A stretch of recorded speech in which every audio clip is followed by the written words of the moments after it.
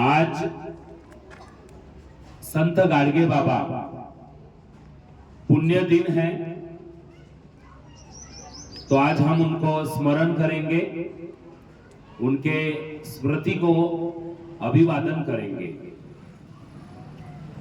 संत गाडगे बाबा महाराष्ट्रामधले जे थोर समाज सुधारक आहेत त्यांच्यापैकी एक,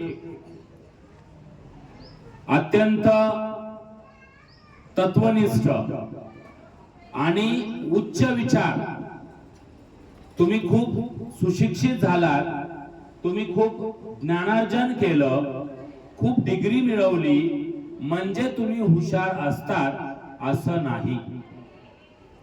संत गाडगे बाबा कुठेही शाळेमध्ये गेले नव्हते, पण त्यांचे जे विचार होते ते 200 वर्ष पुढचे विचार होते। 18व्या शतकामध्ये जन्मलेल्या या महान संतांनी जे काम केलं ते खरं तर आज आपल्याला गरज आहे त्या कामाची, जे काम त्यांनी 18व्या शतकामध्ये करून दाखवलं। अंधश्रद्धा निर्मूलनाचा प्रखर विरोध संत गाडगे बाबांनी केला।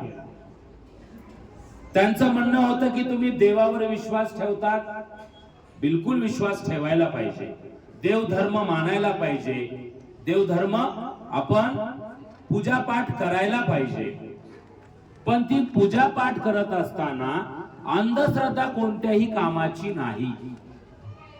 देवावर विश्वास असावा, पण सर्व काम देवच करेल असं आपण मानता कामा नये।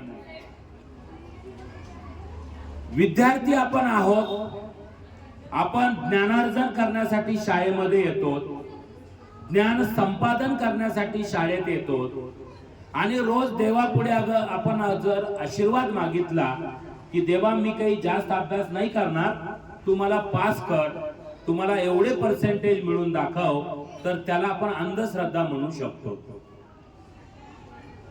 चांगले विचार, चांगली पॉझिटिव्हिटी येण्यासाठी आपण देवाचं नमन करायला पाहिजे, देवाकडून कोणत्या अपेक्षा आपण बाळगू नयेत असं संत गाडगे बाबांचं स्पष्ट मत होतं। मांजर आडवी गेली की काम होत नाही, अमावस्या आली की चांगलं काम सुरुवात करू नये, याला आपण अंधश्रद्धा म्हणावं। देवीला प्रसन्न करण्यासाठी म्हणजे बोकडाचा बळी देणं अजूनही प्रथा आहे ती।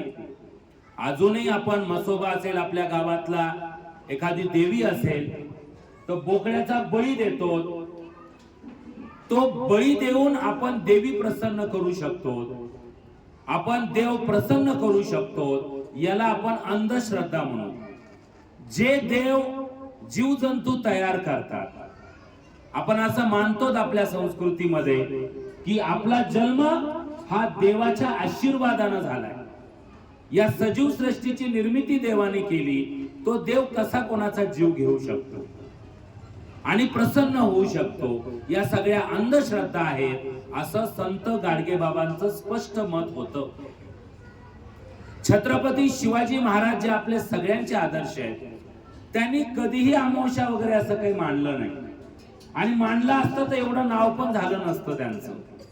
त्यांच्या बऱ्याचशा स्वाऱ्या आपण बघा, अमावस्याच्या दिवशी त्यांनी युद्ध लढवलंय आणि युद्ध जिंकलंय पण। आपण म्हणतो ना अमावस्याला चांगलं काम चालू करू नये, त्यांनी अनेक लढाया अमावस्याच्या दिवशी लढले आणि विजय प्राप्त केला। तुम्ही कोणतं काम करतायत ते महत्वाचं, समाजासाठी, देशहितासाठी तुम्ही कधीही काम चालू करा, चांगलं काम चालू करा, त्याचा मुहूर्त बघत बसू नका असं त्यांचं स्पष्ट मत होतं। किती 18व्या शतकातलं मत आहे, जे आज विज्ञान युगामध्ये आपण सगळे अभ्यास करताना ते लागू होतं। तुमचे विचार चांगले असायला पाहिजे, तुमचे आचार चांगले असायला पाहिजे, तुम्ही चांगलं काम करत असताल तर दिवस बघू नका,